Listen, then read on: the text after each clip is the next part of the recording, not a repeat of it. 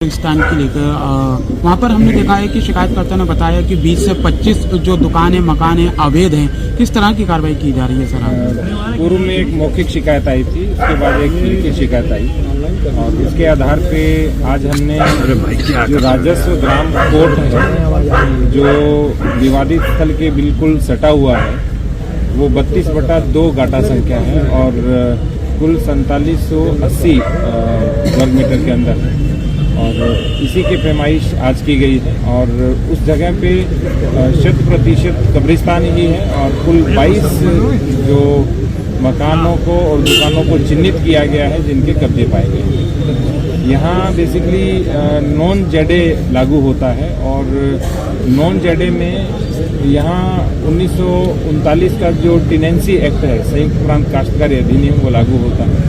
तो ये कब्जा पाया गया है और जिन 22 लोगों का कब्जा है उनको नोटिस भी भेजेंगे और यदि उनके पास भी किसी भी प्रकार के दस्तावेज हैं वो भी प्रस्तुत कर सकते हैं और उसके बाद नियमानुसार विधिक कार्रवाई की जाएगी। सर पूरा मामला क्या था, शिकायत क्या थी इसमें, किसने शिकायत की थी सर इसमें? जो मैंने आपको डिटेल बताया कि कब्रिस्तान की भूमि है 4780 वर्ग मीटर की, उसके ऊपर अवैध कब्जा है और इसी को लेकर के पैमाइश की गई थी क्योंकि यहाँ थोड़ा संवेदनशील क्षेत्र था तो 8 थानों की पुलिस भी हमारे यहाँ रही और सब कुछ आराम से सभी के समन्वय के साथ हो गया। कब्जा सर कब से था सर ये?